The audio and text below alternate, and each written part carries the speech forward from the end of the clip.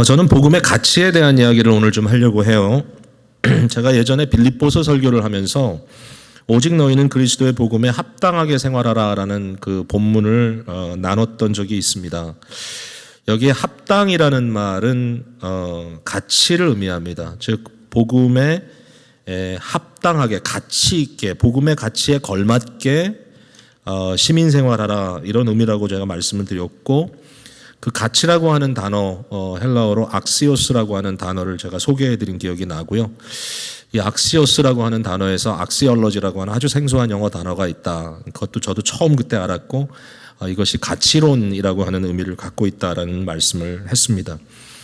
마가복음을 지금 저희들이 함께 묵상하며 또 주일에는 이 말씀을 나누고 있는데, 마가복음은 굉장히 심플한 복음서입니다. 그리고 복음이라고 하는 한 가지의 중요한 현실, 이 실제, 그리고 이 메시지, 이 복음이라고 하는 것의 이 순수한 증거를 위해서 어떻게 보면 굉장히 간결하게, 굉장히 다이내믹하게 이것을 전달해주고 있는데, 이 복음의 가치를 얘기하는 것입니다. 복음의 가치.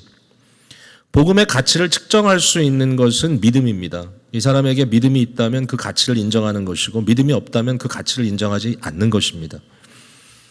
우리 마가복음을 저와 여러분이 함께 나누면서 제가 어떻게 이 말씀을 설교할까라고 고민하다가 일정한 한 스토리를 가지고 그 안에서 여러 가지 대지를 나눠서 좀 논리적인 좀 설교를 해야 되느냐, 뭐 그거보다는 일종의 좀 옴니버스 같은 그런 의미에서 여러 가지 스토리가 계속 전개되어 있기 때문에 이 각자 스토리 속에 있는 그 어떤 독특한 의미들을 좀 보면서, 그러나 이것을 하나로 묶고 있는 것이 뭔가, 이것을 하나로 묶어주는 것은 결국 복음의 가치에 대한 이야기다. 복음이 예수 그리스도를 통하여 전달될 때 이것을 사람들이 어떻게 대하고 있는가, 여기에 대한 질문을 계속 던져주고 있다, 이 복음서가.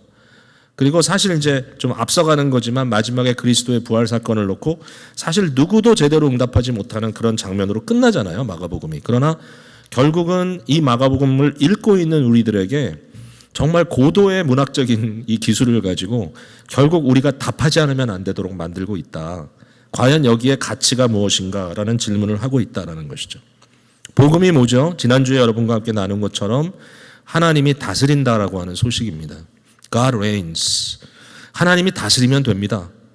어떠한 상황이라도 하나님이 다스리면 해결되는 것이고, 그 결과가 반드시 하나님의 영광을 위하여 아울러 하나님의 사랑과 공의대로 일이 이루어질 것입니다. 근데 그 하나님의 다스림이 나타날 때 어떤 결과가 나타났냐면요, 아주 미저러블하게, 아주 비참함에 빠져 있는 인간들이 하나님의 형상으로 회복되는 역사가 일어났습니다. 그게 이사야 61장에 기록된 것입니다.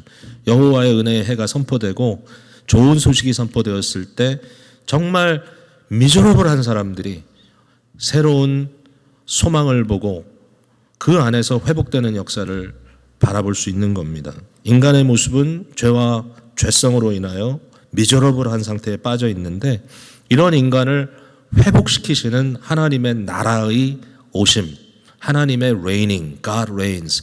근데 마가복음에 오니까 그 하나님의 다스림이 예수 그리스도의 오심으로 임했다라고 설명하고 있는 겁니다. 하나님의 오심은 예수 그리스도의 오심입니다. 이 하나님의 놀라우신 복음.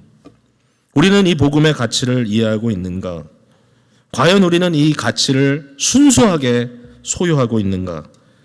사람들은 복음의 가치를 이해하지 못하기 때문에 관심을 갖지 않던지, 아니면 교회마저도, 교회 성도들마저도, 교회에 심지어는 사역을 하는 저 같은 존재마저도 복음의 순수한 가치를 망각하기 때문에 자꾸만 복음에다가 뭔가를 더해서 치장해서 이것이 뭔가 사람들에게 어필하기 위해서 애를 쓰고 있는 모습을 보게 됩니다. 복음의 그 맨 얼굴을 보고 그 복음이 우리에게 요구하는 그 본질적인 요구를 우리가 들어가서 보면서 거기에 반응을 해야 되는데, 자꾸만 껍질을 더 단단하게 하는 경우들이 있다라는 생각을 해봅니다. 복음에서 하나님은 끊임없이 자기를 주십니다. 우리의 하나님은 군림하시거나 우리를 착취하시거나 우리를 압제하시거나 하는 그런 하나님의 모습이 아니라, 오직 우리를 사랑하시고 우리를 위하여 자기 살을 떼어주시는 하나님이라고 복음은 말하고 있습니다. 지난주에 말씀드린 대로 바살이라고 하는 이 히브리어 단어, 복음을 선포한다. 이 말은 명사격으로 이 플래시라고 하는 의미를 갖고 있다고 말씀드렸습니다. 바살, 복음은, 좋은 소식은 하나님께서 자기 살을 내어주시는 스토리다. 그 순수한 복음의 핵심, 그 속에 다름 아닌 예수 그리스도의 자기 주심이 드러나 있는 것이죠. 가장 구체적으로 나는 하늘에서 내려온 생명의 떡이니 나를 먹고 나의 피를 마시지 않고는 생명을 누릴 수 없다. 우리에게 주시는 말씀입니다. 이 복음이 우리에게 주어질 때 우리에게는 놀라운 일들이 내면적으로 벌어집니다. 하나님의 이 생명 공급으로부터 떠나서 자기 스스로 마음대로 자기 스스로 법이 되어서 살고 있던 인간들이 결국 처하는 죄와 죄성으로부터 인하는 비참함으로부터 구원받고 회복되는 놀라운 역사가 일어나고, 무엇보다도 우리의 창조주여 우리에게 참 생명을 공급해 주시는 하나님과의 생명적인 관계 속으로 화목으로 이끌어져서 주님과 함께 교통하는 삶을 살게 되는 것입니다. 우리는 예수 그리스도 안에서 그와 연합되어 하나님의 은혜를 풍성하게 공급받는 존재들로 살아가도록 만들어져 있습니다. 오늘 이 복음이 우리에게 들어와서 놀라운 역사가 일어나기를 간절히 바라고, 저와 여러분이 이 복음의 가치를 순수하게 있는 그대로 복음으로 저희들이 사랑하고 그것을 믿고 그것에 반응하는 저희들이 되기를 간절히 바랍니다. 누가 이 복음의 가치를 아는가? 누가 믿음으로 이 복음에 반응하는가? 이런 질문은 마가복음이 계속하고 있는데요. 여기에 대한 이제 한 가지 중요한 그 패러다임이 있다면 이것은 4장에 등장하고 있는 씨 뿌리는 비유라고 생각합니다. 씨 뿌리는 비유는 모든 비유 중에 가장 기초가 되는 비유입니다. 비유가 어떻게 이 의미를 갖고 있는가, 이것을 이해하려면 씨 뿌리는 비유를 이해해야 되는데, 씨 뿌리는 비유는요, 우리에게 어떤 대단한 그런 논증을 하려고 하는 것이라기보다, 또는 심지어는 여기에 어떤 도덕적인 그 윤리적인 가르침을 주려고 하는 것보다 예수 그리스도의 이 정말 통찰력을 통하여 하나님의 나라의 임함에 있어서 일어나는 그 인간 사회 속의 현상을 이렇게 드러내주는 역할을 합니다. 현상을 드러내주는, 그러므로 그 현상을 보았을 때 이래서 이런 일이 있는 거구나라고 이해할 수 있도록 그것을 드러내주는 일종의 계시적 역할을 하는 것이다라고 말할 수 있는데요. 여러분 너무나 잘 아는 내용이죠. 여기에 한 씨 뿌리는 자가 나옵니다. 씨 뿌리는 자는 저는 그리스도라고 생각합니다. 또는 그리스도의 대리자들이라고 말할 수 있는데, 이들이 씨를 뿌리는데 이들이 뿌리는 씨는 동일한 씨입니다. 씨는 다르지 않습니다. 여기에는 이런 씨를 뿌리고 저기는 저런 씨를 뿌리는 게 아니라 동일한 씨가 모든 곳에 일정하게 뿌려집니다. 그런데 씨 뿌리는 자는 어떤 분인가 하면은 너무 제너러스한 분입니다. 풍성한 분입니다.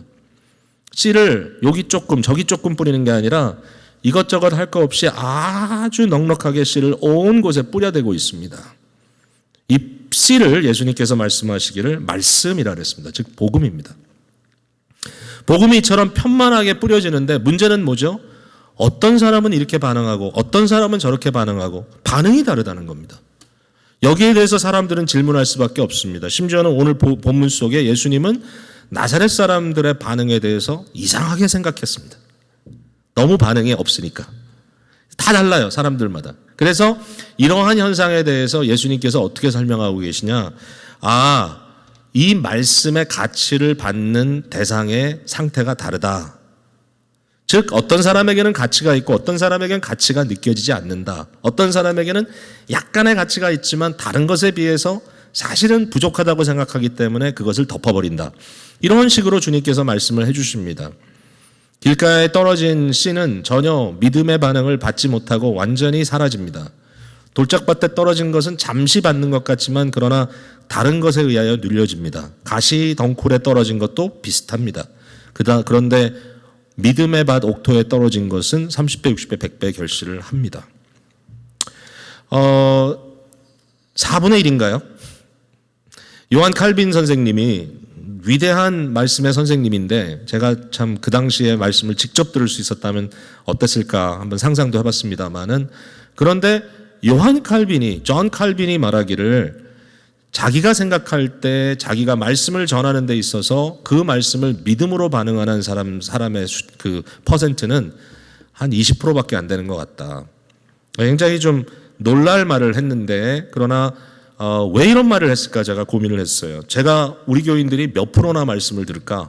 믿음으로 반응할까? 제가 봤을 때는 대부분 아주 그냥 그 눈을 크게 뜨시고 말씀을 항상 경청하시기 때문에 저는 굉장히 감동이 있거든요. 그러니까 사실은 이 예배당이 사람이 없을 때 내가 어떻게 설교를 하나 굉장히 고민도 했어요. 왜냐하면 거기에 많은 피드백을 받기 때문에. 그런데 칼빈이 과연 그런 식으로 했을까? 어떻게 보면 칼빈은 바로 이 씨 뿌리는 비유를 마음에 두고 있지 않았나. 결국 그 현상으로 어떻게 되든지 이제 이 비율로 봤을 때 이 정도밖에 믿음의 반응을 안 하고 있다. 제가 바라기는 우리 교회 성도님들은 그렇지 않기를 간절히 바라고 있죠. 자, 그런데 마가복음을 한번 또 이제 살펴보면서 어떠한 반응들이 있었는지를 보면 우리도 조금 생각해 볼 문제가 있다는 것을 발견하게 될 것입니다. 제가 몇 가지 예를 이제 그 말씀에 나와 있는 스토리를 통해서 좀 여러분과 함께 나눠보려고 합니다. 첫 번째 나누고 싶은 그 예는요, 5장 앞부분에 나와 있는 거라사인이라고 하는 지방에 있는 사람들입니다. 거라사인 지방에 있는 사람들. 이 거라사인 지방에 있는 사람들, 5장 앞으로 여러분 보시면, 앞부분에 보시면 알 거예요. 지난주에 여러분 묵상하셨잖아요. 이걸 어떻게 묵상하셨을까? 저도 좀 궁금합니다만은, 대부분 사람들의 관점에서 봤을 때 거라사인에 있었던 사건의 중심은 귀신 들린 사람입니다. 악령에 들린 사람. 근데 이 사람이 얼마나 많은 귀신에 들렸냐면 군대라고 하는 하나가 아니라 수많은 이 악령에 사로잡혔던 사람이라고 이렇게 쓰여져 있는데, 이제 그 사람이 예수 그리스도의 권능으로 인하여 이제 치유받는 이제 그것이 어떻게 보면 본문의 좀 하이라이트가 아닌가 이렇게 생각할 수 있는데, 사실 저는 거기보다는 이 거라사인 이 사람들의 반응에 대해서 좀 생각을 해봤습니다. 거라사인에 거하는 사람들에게는 굉장히 큰 문제가 있었죠. 이 문제가 바로 이 귀신 들린 사람입니다. 이 사람이 얼마나 정말 바이올렌트했는지, 얼마나 이 사람의 그 행동이 얼마나 두려웠는지 사람들이 굉장히 고민을 많이 했다는 겁니다. 누구도 그 사람을 제어할 힘이 없었다. 예. 소리를 지르며 다녔다 그랬어요. 소리를 지르며. 예. 무덤 사이에서나 산에서나 어디로 가든지. 그러니까 지금 동네 사람들에게 최고의 이 공포는 낮이든 밤이든 내가 가다가 이 사람을 만나면 어떡하나. 이 사람은 뭐 앞뒤 좌우 보지 않고 막 사람들을 해할 수 있는 사람이니까 여러 번 쇠사슬로 그를 묶어놨지만 그를 제어할 수 없어요. 심지어는 쇠사슬도 풀어버리는, 끊어버리는 이런 괴력을 지닌 사람이라는 거예요. 잠도 안 자나 봐요, 이 사람은. 그러니까 이러한 심각한 문제가 그 안에 있었다라고 하는 겁니다. 정말 심각한 문제가. 사람들이 얼마나 이를 두려워했겠어요. 그런데 예수님께서 오셔서 그 문제를 해결해 주신 겁니다. 한 방에. 가장 문제가 되었던 문제거리가 되었던 그 일을 하나님, 우리 그리스도께서 풀어주셨는데, 거기에 대한 사람들의 반응이 어떠냐라는 것이죠. 반응이. 5장 15절에 보니까 이렇게 써 있습니다. 예수께 이르러 그 귀신 들렸던 자 곧 군대 귀신 집혔던 자가 옷을 입고 정신이 온전하여 앉은 것을 보고 두려워하더라 그랬습니다. 두려워하더라. 저 사람들이 웬만하면 기뻐했을 것 같고, 저 사람들이 웬만하면 이 상황을 너무너무 환영했을 것 같고, 이처럼 자기들에게 오랫동안 문제거리가 됐던 이 사람을 이처럼 치유해 주시고 정상인으로 만들어 주신 것에 대해서 예수님을 도리어 감사하는 마음으로 영접하고 그에게 식사 잔치를 베풀고 자기들과 오래 머물 것을 요청했음직도 한데, 이 사람들의 반응은 두려움이었습니다. 두렵다. 그리고 17절에 보니까 그들이 예수께 그 지방에서 떠나시기를 간구했다라는 겁니다. leave입니다. leave. 우리를 좀 떠나달라. 아무리 엄청난 문제점에 있어서 예수님이 그 문제를 제거하신다 할지라도 거기까지다. 제가 생각할 때 여기에 예수님께서 그 지방에서 떠나기를 강구했다는 것은 leave us가 아니라 leave us alone 이라는 생각이 듭니다. 무슨 얘기입니까? 전혀 믿음의 반응이 없습니다. 그들의 반응은 뭐냐면 엄청난 일이 이루어지는 것 fine. 그러나 모든 일에 있어서 우리의 일상이 디스럽 받기를 원치 않는다. 경제적인 삶을 포함해서 아무리 복음이 우리에게 온다 할지라도 우리는 그냥 살던 대로 살겠다. 우리는 있는 대로 그대로 가겠다. 아무것도 나는 변하고 싶지 않다. 나의 삶의 패턴을 나는 그냥 유지하겠다. 예. 이렇게 반응하는 사람들의 유이신 것이죠. 사실 거라사인의 모습 속에는 믿음이라고는 볼 수가 없어요. 참 안타까운 일입니다. 예수님 그래서 떠나셨습니다. 근데 이게 꼭 이런 극단적인 표현이 아니더라도 우리의 일상적인 어떤 신앙의 반응에도 있을 수 있다고 생각해요. 저도요, 처음 복음을 영접할 때 참 마음에 감동이 있었습니다. 아, 예수님이 이처럼 우리를 사랑하시는구나. 그런데 마음에 어떤 소명의식이 있고 했지만 오랜 시간 동안 마음으로 주님께 헌신을 드리지 못했습니다.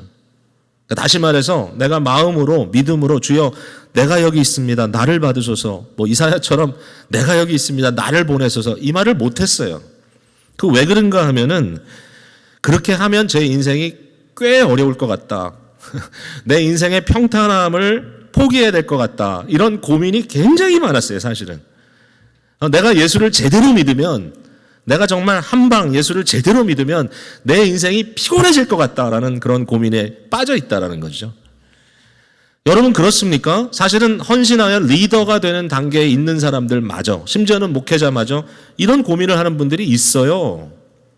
내가 불편해지면 어떡하나? 내 인생에 이런 것은 내가 감수하고 싶지 않다. 그냥 있는 그대로 편안하게 가면서 그냥 나는 살겠다. 우리 속에 문제를 여전히 품고 있다 할지라도 변화없는 그냥 익숙한 길을 가고 싶다라고 말하는 것. 혹시라도 저와 여러분 가운데 이런 부분이 지금 여전히 있다면 한번 깊이 생각해 봤으면 좋겠어요. 두 번째 예는요, 제가 오늘 함께 읽은 본문 속에 나오는 나사렛 사람들의 예입니다. 예수님의 고향 사람들인데요. 이들은 예수님의 말씀을 들었어요. 안식일이 되어 회당에서 가르치시니 많은 사람들이 듣고 놀랐다 그랬어요. 놀랐다. 이 사람이 어디서 이런 것을 얻었느냐? 이 사람의 받은 지혜와 그 손으로 이루어지는 이런 권능이 어찌 됨이냐? 예수님의 말씀을 평범하게 들은 것도 아닙니다. 예수님의 말씀의 권능도 그들이 보았습니다. 그 말씀이 얼마나 권위 있는 말씀인지를, 그리고 예수 그리스도의 하는 모든 일들이 그들에게 굉장히 놀라운 일이라고 감지됐습니다. 그것이 아니라는 거 아닙니다. 그럼에도 불구하고 그들은 예수님을 배척했습니다. 결국 배척한 이유는 1차적으로 뭐냐면 예수님이 자기와 별로 다른 사람이 아니라는 이유로 그를 배척했다는 것처럼 느껴집니다. 이 사람이 마리아의 아들 목수가 아니냐? 야고보, 요셉, 유다와 시몬의 형제가 아니냐? 그 누이들이 우리와 함께 있지 아니하냐? 그러면서 예수님을 영접치 않고 그를 도리어 배척했습니다. 예수님께서 말씀하셨죠. 선지자가 자기 고향과 자기 친척, 자기 집 외에는 존경을 받지 못함이 없다. 하나의 이것은 속담 같은 건데, 격언인데 예수님께서 그걸 인용하시면서 나도 그것을 경험한다라고 말씀하고 계십니다. 너무 익숙하기 때문에 무시해버리는 것. 거기에 무슨 대단한 특별한 것이 있을 수 있을까? 이런 질문을 하는지도 모르겠습니다. 고향에서 존경받긴 참 어렵다는 생각이 듭니다. 얼마 전에 저에게 있었던 일인데요. 저희 웨스트민스터 신학교에서 제가 뭐 많이는 안 해도 이제 한 과목 정도씩 한 학기에 가르치는 경우들이 있는데, 뭐 예전과는 달리 요새는 모든 게 다 굉장히 아주 efficient하게 효율적으로 다 이렇게 이메일로 전달이 되는데요. 학기를 마치면 학생들이 이밸류에이션을 합니다. 코र्스 이밸류에이션을. 그리고 코र्스 이밸류에이션에 학생들이 기록한 많은 말들을 교수인 저에게 그대로 보내줍니다. 그걸 뭐 하나도 가감하지 않고 그대로 보내줍니다.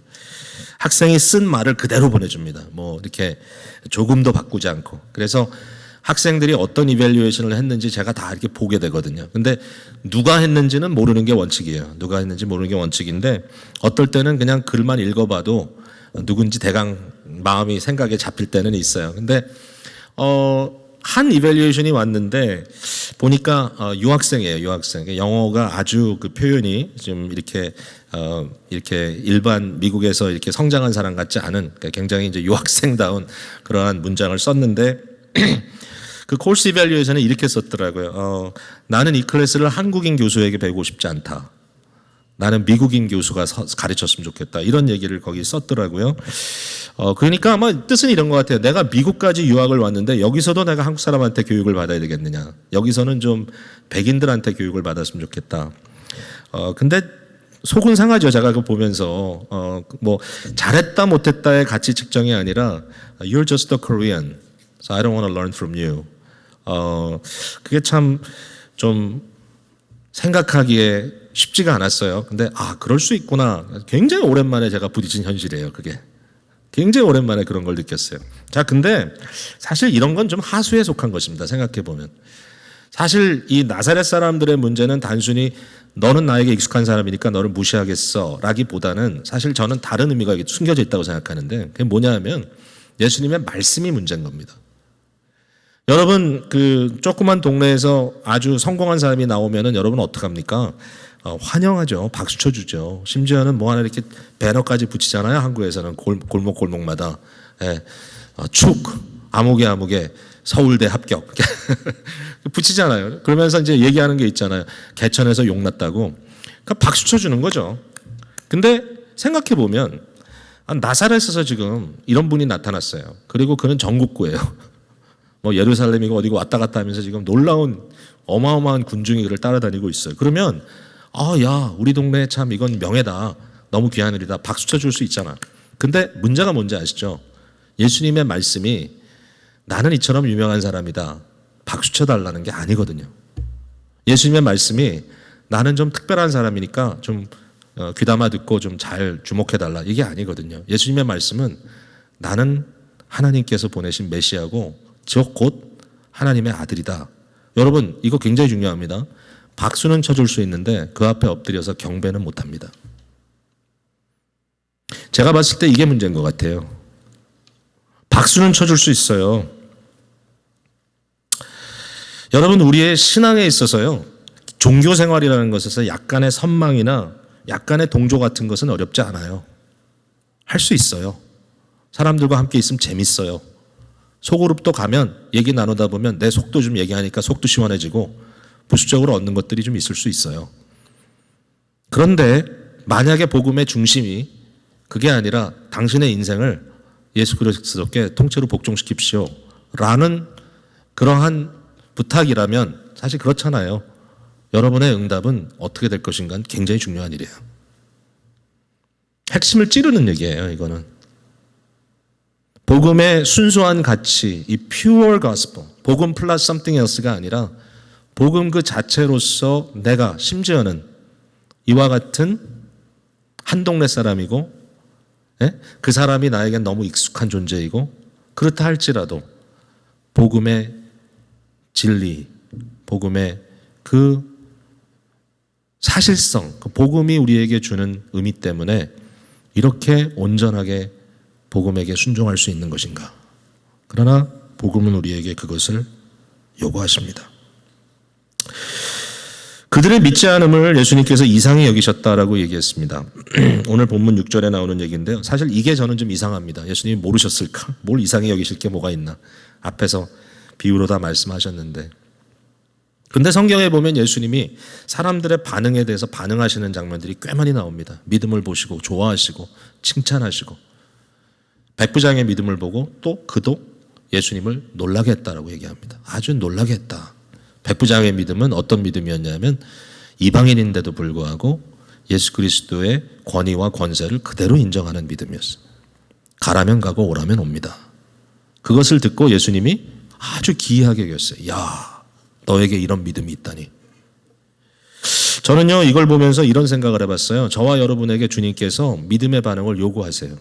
주님 다 아시잖아요. 주님 내 속까지 들여다보시잖아요. 근데 지금 이 순간에도 예배하는 순간 여러분이 이 자리에 있는 순간에 여러분의 생각과 반응 이 모든 것들을 주님께서 지금 인격적으로 대면하고 싶어 하신다는 거예요. 여러분의 반응에 의미가 있어요. 여러분이 지금 어떻게 반응하느냐가 주님과의 교통 속에 의미가 있어요. 한 가지 예를 더 들어볼게요. 자, 오늘 이제 시간을 제가 좀 잘 정리해서 말씀드리려고 하는데 이제 거의 마칠 시간이 되어 옵니다. 한 가지 더 얘기해 볼게요. 여기에 헤롯이라고 하는 사람에 대한 얘기입니다. 오늘 본문 뒤에 나오는 거라서 읽진 않았는데요. 여러분이 어제 묵상하셨을 거예요. 근데 이 헤롯이라는 사람은 당시의 일종의 왕입니다. 로마의 정권 안에 있는 사실은 큰 힘이 없지만 그러나 지역에 있는 왕입니다. 근데 이 헤롯이 범죄를 했습니다. 어떤 범죄를 했냐면 자기 동생 빌립의 부인을 뺏어서 자기 아내를 삼았습니다. 이것은 한마디로 간음입니다. 간음. 자, 근데 이 헤롯의 이야기가 왜 여기 갑자기 들어오냐면은 이게 세례 요한과 관계된 얘기거든요. 근데 세례 요한에 대한 게 아니라 헤롯이 예수 그리스도의 출현을 보고 공포감에 빠졌다는 거예요. 왜? 내가 목을 베어서 죽게 한 세례 요한이 다시 살아 돌아왔다. 예수 그리스도를 보면서. 그러니까 사실은 그리스도에 대한 얘기예요. 그리스도에 대해서 그가 어떻게 반응하느냐라는 질문이에요. 그는 공포 속에 빠져 있어요. 자, 근데 그 반응에 대해서는 이제 요한과의 관계에서 우리가 좀 볼 수 있을 것 같아요. 요한은 이 헤롯에게 당신은 죄를 범했습니다. 빨리 이 죄를 회개하시오. 빨리 돌이키시오. 이것은 옳지 않습니다. 라고 얘기를 했다라는 거죠. 근데 헤로디아라고 하는 그러니까 여기에 해당되는 여인과 헤롯의 반응이 좀 달라요. 헤로디아는요, 아주 그냥 스트레이트 포워드 합니다. 아주 일관성 있습니다. 뭐냐면 그냥 그를 죽이라 그랬어요. 죽이라. 도리어 속이 편한 죄인이에요, 이 사람은. 그냥 죄로 막 가는 거예요. 그냥 깨끗하게 그냥 죽여버리자. 근데 헤롯은 좀 달라. 헤롯은 좀 복잡한 심리를 드러냅니다. 자, 6장 20절 볼게요. 헤롯이 요한을 의롭고 거룩한 사람으로 알고 두려워하여 보호하며 또 그의 말을 들을 때에 크게 번민을 하면서도 달갑게 들음이러라. 참 재밌죠? 복잡한 종교 심리입니다. 예. 요한의 이 질책하는 말, 죄를 지적하는 말, 그러면서 하나님 나라의 의에 대해서 선포하는 말을 들을 때에 그는 번민했단 말이에요. 싫었어요. 스트러글이 생기는 거예요, 마음속에. 근데 번민만 있는 게 아니에요. 여기에 달갑게 들었다는 거예요. 즉 다시 말해서 그 일에 대한 사모함이 공존하는 거예요. 듣고 싶어요. 아니 뭐 이런 게 있어. 근데 그게 사실은 그리 이상한 거 아닙니다. 많은 사람들에게 심지어는 저에게도 이런 일이 있을 때 있습니다. 뭐죠? 나의 죄에 대한 회개는 없어요. 예. 이거 도려내세요. 도려내지 않아요. 도려내려고 하지 않아요. 그것을. 그럼에도 불구하고 종교적 자극을 통해서 일종의 쾌락은 느낀단 말이에요. 신앙생활도 이렇게 하는 사람이 적지 않은 것 같아요. 적당한 죄책감을 유지합니다. 나는 죄인이야. 어쩔 수 없지 뭐. 나는 분명히 그 죄를 반복할 거야. 실제로 그 마음속에 주님 좀 죄송합니다. 내가 좀 뭔가 잘하지 못하고 있는 것 같습니다. 라고 하는 마음속에 꺼리낌은 있지만 그러나 진정한 의미에서 회개하고 그리스도의 주권을 받아들이라고 하는 말씀을 받지는 않는 거예요. 나는 여전히 이것은 갖고 있어야 돼. 내가 어떻게 시간을 보내는지, 내가 어떻게 관계 속에 행동하고 있는지, 내가 아내를 또는 남편을 어떻게 취급하고 있는지, 내가 자녀들에 대한 기대가 과연 뭔지, 뭐 그것보다 훨씬 더 깊이 있는 숨어 있는 죄들이 있을지 몰라요. 그 모든 죄들에 대해서 그냥 현상 유지하는 거예요. 그럼에도 불구하고 설교를 들으면 감동이 돼요. 심지어는 죄를 지적할 때 뭔가 마음을 한번 쓸어내 주는 것 같아요. 속으로 번민해요. 그러나 구체적인 변화는 일어나지 않아요. 이게 헤롯이에요. 이런 마음도 있어요. 복음이 떨어지는데 그 복음에 대해서 순수한 반응이 아니에요. 결국은 떨어진 씨앗을 허비하게 되겠죠. 이들 모두 들여다보면 문제 해결에 관심이 없어요. 거라사인도 문제 해결에 관심이 없어요. 나사렛 사람들도 문제 해결에 관심이 없어요. 헤롯도요, 문제 해결에 관심이 없어요. 뭐에 관심이 있느냐? 그냥 딴 데 관심이 있어요. 그러면서 예수님의 말을 듣고 있어요, 지금. 근데 복음의 가치는 뭐냐? 순수한 거예요. 복음 자체예요. 예수님께서 제자들을 둘씩 짝지어 보냈습니다. 나가서 뭐 하라 했습니까? 12절에 보면 제자들이 나가서 회개하라 전파했습니다. 그리고 문제 해결해 줬습니다. 문제 핵심을 해결했습니다. 근데 예수님께서 제자들에게 부탁한 게 있습니다. 떠날 때 너희들은 양식이나 배낭이나 전대의 돈이나 아무것도 가져가지 마라. 옷도 2벌 가져가지 마라. 이게 도대체 뭡니까? 거지 여행하려는 건가요? 도대체 얼마 동안 오랫동안 그들이 나갔을까요? 그것도 몰라요. 그런데 주님께서는 양식이나 뭐 이렇게 메고 가지 말고 돈 들고 가지 마라. 옷도 엑스트라로 가져가지 마라. 신도 엑스트라로 가져가지 마라. 왜 그랬을까요? 오직 복음만 가져가라는 거예요. 이게 물론 이 상황에서 너무 중요한 거예요. 마가복음적 관점에서 너무 중요한 거예요. 있는 대로 하라. 사람들을 만나면 양식 주지 마라. 배낭에서 꺼내가지고 뭐 갖고 있는 건 나누지 말고 너의 돈에 대해서 관심 갖게 하지 말고 네가 가지고 있는 엑스트라 신발이나 엑스트라 옷에 대해서 관심 갖게 하지 말라. 물론 교회의 사역은 복음의 사역은 또 사회적 책임이 있기 때문에 그 다음 단계가 있어요. 그러나 여기서 주님께서 강조하고 있는 것은 뭐냐면 그들에게 아무것도 복음 외에는 주지 마라. 이 복음의 메시지가 그들로 하여금 반응하게 해라. 너의 돈 때문에 복음을 받아들이지 말게 하고 너의 양식 때문에 복음을 받아들이지 말게 하고 네가 가지고 있는 엑스트라 옷 때문에 복음을 받아들이지 말게 하고 오직 순수한 복음을 받음으로써 그 복음에 감동받은 사람들이 너에게 양식을 베풀어주고 너에게 잠자리를 제공할 때 받아라. 그러나 그렇지 않고 너희를 거부하거든 너희를 영접하지 않고 너희 말을 듣지 않을 때는 신발에 있는 먼지마저도 털어놓고 나와라. 선을 거라.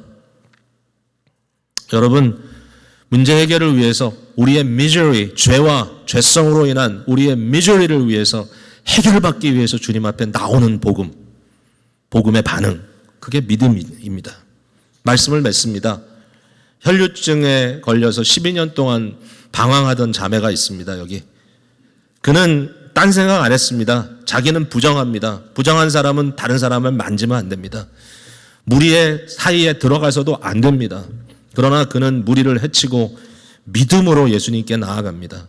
내가 그를 만지면 나음을 얻으리라. 확신을 주께서 그의 마음속에 주셨던 겁니다. 참 놀라운 일입니다.